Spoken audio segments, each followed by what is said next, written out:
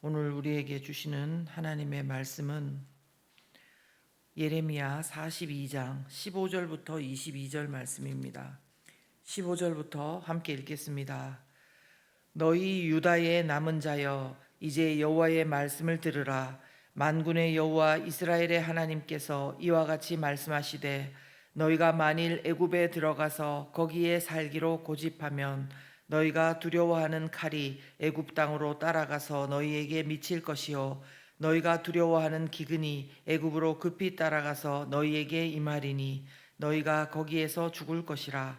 무릇 애굽으로 들어가서 거기에 머물며 살기로 고집하는 모든 사람은 이와 같이 되리니 곧 칼과 기근과 전염병에 죽을 것인즉 내가 그들에게 내리는 재난을 벗어나서 남을 자 없으리라.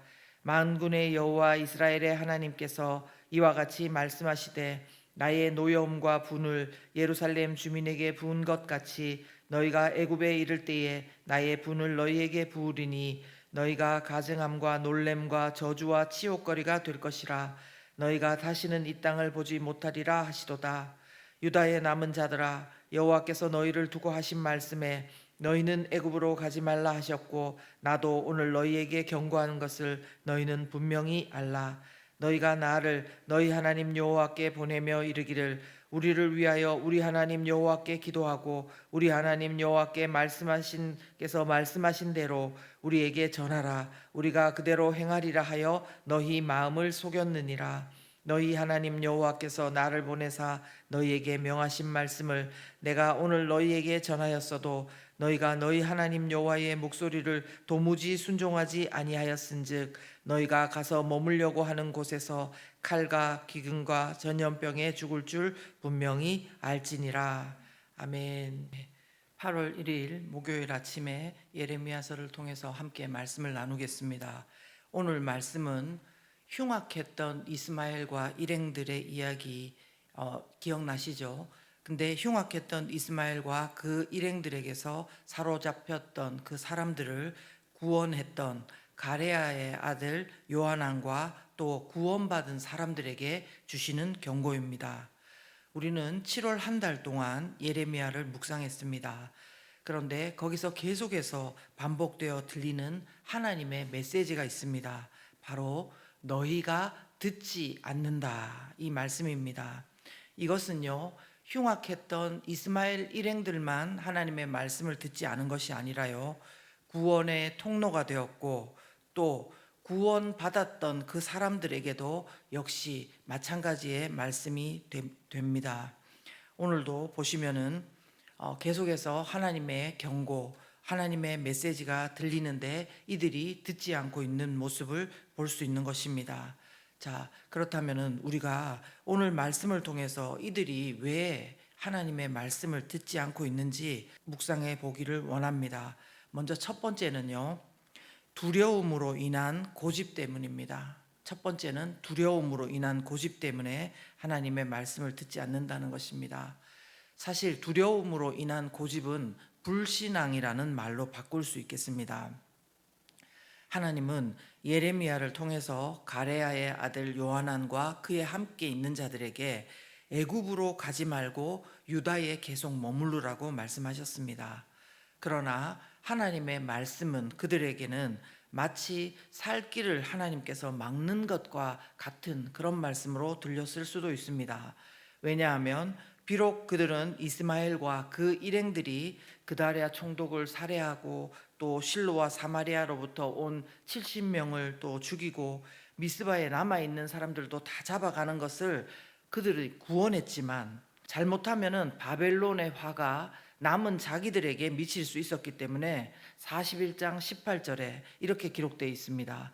이는 느다냐의 아들 이스마엘이 바벨론의 왕이 그 땅을 위임한 아이감의 아들 그다랴를 죽였으므로 그들이 갈대아 사람을 두려워함이었더라. 그렇습니다. 사람을 구출하기는 했는데 그 뒤에 있을 보복이 두려워지는 것입니다. 가레아의 아들 요하난과 그 일행들, 그리고 포로로 잡혔다가 구원받은 그 사람들이 갈대아 사람 바벨론을 두려워하고 있는 것입니다. 그래서 그들이 바벨론을 두려워하고 있기 때문에 하나님의 말씀을 따라 유다에 머물기보다는 그들이 안전하다고 생각하는 애굽으로 가고자 했던 것입니다. 그런데 사실 이런 일은요, 우리 일상에서도 자주 있는 일입니다.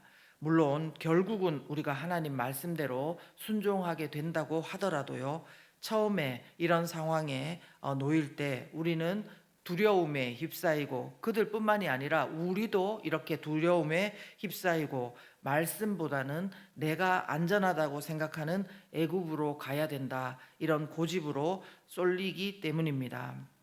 그러나 하나님께서는 그들이나 우리가 하나님을 신뢰하지 않고 하나님의 말씀을 신뢰하지 않고 우리의 두려움과 고집으로 사는 그런 불신앙의 태도를 경고하십니다. 왜냐하면 그것이 우리에게 결코 좋은 선택이 아니기 때문에 그렇습니다. 15절에 보시면요, 너희 유다의 남은 자여 이제 여호와의 말씀을 들으라. 만군의 여호와 이스라엘의 하나님께서 이와 같이 말씀하시되 너희가 만일 애굽에 들어가서 거기에 살기로 뭐하면요? 고집하면, 네, 그렇게 고집 부리고 애굽으로 가면 하나님은 이렇게 된다고 말씀하십니다. 16절, 너희가 두려워하는 칼이 애굽 땅으로 따라가서 너희에게 미칠 것이요 너희가 두려워하는 기근이 애굽으로 급히 따라가서 너희에게 임하리니 너희가 거기에서 죽을 것이라. 네. 16절 말씀에서는요, 너희가 두려워하는 이렇게 두 번이나 반복되면서 강조가 되고 있습니다. 여러분, 칼과 기근이 두려워서 애굽으로 가려 하는데 오히려 두려워하는 칼이, 오히려 두려워하는 기근이 임할 것이라고 하나님은 말씀하십니다. 원어에 보면요, 그냥 그 기근과 칼이 있다는 것이 아니라 따라간다, 급히 따라간다, 이렇게 하면서 너희에게 임하리니 이렇게 하고 있는데요, 임한다는 단어가 들으셨을 수도 있습니다. 히브리어로 다바크라는 단어입니다. 다바크. 이것은 뭐냐면은 완전히 찰싹 붙어서 떨어지지 않는 이미지를 말씀하는 것입니다. 여러분, 얼마나 무서운 표현입니까? 물론 우리가 어떤 상황을 이렇게 경험했을 때 두려움을 느낄 수가 있습니다. 그러나 계속해서 그 두려움을 근거로 우리가 부리는 고집은요, 불신앙이 됩니다. 불신앙은 말 그대로 하나님을 신뢰하지 않는 것입니다. 예수님을 믿고 하나님의 자녀가 되고도 불신앙의 태도를 우리가 가지는 것은 우리에게 어울리는 모습이 아닙니다. 재앙이 우리에게 다바크 찰싹 붙는 것이 아니라요, 우리가 하나님의 말씀에 다바크 되어 찰싹 붙어서 정말 하나님의 보호하심을 입고 성령을 따라서 살아가는 우리 모두가 되시길 예수 그리스도 이름으로 축원합니다. 두 번째, 또 오늘 나오는 이 사람들이 왜 또 하나님의 말씀을 듣지 않는가? 그것은 위선 때문에 그렇습니다. 위선 때문에요. 하나님께서는 그들을 향해 21절에 이렇게 말씀하십니다. 너희 하나님 여호와께서 나를 보내사 너희에게 명하신 말씀을 내가 오늘 너희에게 전하였어도 너희가 너희 하나님 여호와의 목소리를 도무지 순종하지 아니하였은즉, 이렇게 하면서 다른 사람을 구원하는 데 쓰임 받았고 또 구원받은 백성이건만 이 사람들도 도무지 순종하지 않는다, 이렇게 말씀하시는 것입니다. 그런데 그들은 하나님께 어떻게 말씀을 하냐 하면요, 20절에 보시면 어제 나왔던 그 이야기가 다시 오늘 본문에 나와 있죠. 근데 그들은 이 말씀을 보면은 스스로를 하나님 말씀을 잘 듣는 사람처럼 그렇게 말을 하고 있는 것을 볼 수 있습니다. 20절 중반부터 한번 볼까요? 이 사람들이 예레미야에게 기도 부탁을 했죠. 어떻게 했습니까? 우리를 위하여 우리 하나님 여호와께 기도하고 우리 하나님 여호와께서 말씀하신 대로 우리에게 전하라. 우리가 그대로 행하리라. 이렇게 말한 것입니다. 이 말 그대로면은 하나님께서 어떤 말씀을 하든지 그대로 따르겠다는 뜻 아니겠습니까? 그런데 이 말과 달리 그들은 하나님의 말씀을 순종할 생각이 없으면서 이런 말을 했다는 것입니다. 이미 그들은 어디로 가기로 확정을 지어놨냐면 애굽으로 가기로 작정해 놓고도 기도를 부탁하고 하나님의 뜻을 알면 그대로 행하겠다고 그렇게 선과 의를 가장하는 위선을 보이고 있는 것입니다. 이에 대해 하나님은 어떻게 말씀하십니까? 20절 맨 마지막에 보시면 너희 마음을 속였느니라. 너희가 마음을 속이고 그렇게 말했다는 것을 하나님이 당연히 아시죠. 네, 그렇습니다. 하나님은 그들이나 우리가 이처럼 우리 마음대로 할 것을 이미 정해놓고 마치 하나님의 말씀을 잘 들을 것처럼 이렇게 하는 이것을 기뻐하지 않으시고, 이런 위선적인 태도는요 오히려 하나님 앞에 화를 자초하는 것입니다. 그래서 새 번역은 너희 마음을 속였느니라, 이 부분을 어떻게 번역하고 있냐면요, 그러나 여러분은 이 일로 치명적인 실수를 저질렀습니다, 이렇게 표현을 하고 있습니다.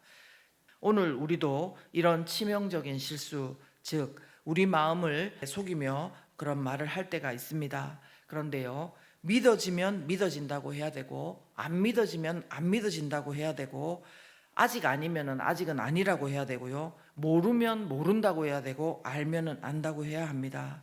그래야 사람끼리도 서로 의사소통이 되고, 물론 하나님은 우리의 마음을 아십니다. 그러나 정직하게 말할 필요가 있습니다. 그래야지 하나님께 정확한 기도가 되고, 또 우리가 하나님의 그 말씀 가운데 바로바로 적용을 받을 수가 있는 것입니다. 예수님은 두 아들의 예를 마태복음 21장을 통해서 들어주셨습니다.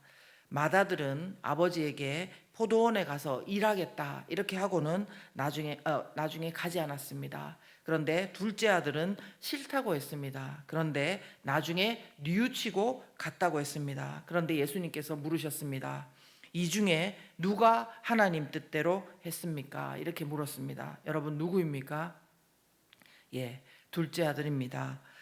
그렇습니다. 우리는 맏아들과 같이요, 오늘 가레아의 아들 요하난과 일행들 같이 순종하겠다고 하지만 자기 마음대로 하는 자들이 아니라, 둘째 아들과 같이 처음에는 두렵다고 무섭다고 그렇게 되면은 우리는 어떡하냐고 그렇게 하기 힘들겠다 하지만요, 자꾸 말씀을 듣고 기도하다 보니 뉘우쳐지고 하나님의 말씀을 듣고 들은 대로 순종하는 그런 사람이 되어야 합니다.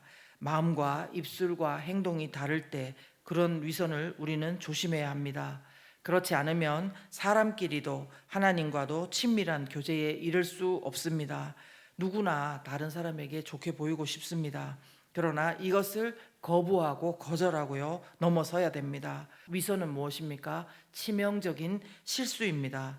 그러므로 오늘 저와 여러분은 하나님 앞에서도 믿음의 지체와 가족 간에도 겸손하고 용기 있게 자신의 느끼는 바를 말하며 오직 하나님께 집중하며 더욱더 하나님을 알아가고 따라가는 저와 여러분 되시길 예수 그리스도 이름으로 축원합니다. 함께 기도하겠습니다. 살아계신 하나님 아버지, 오늘도 말씀을 통해서 우리의 모습을 돌아볼 수 있도록 해주셔서 감사합니다.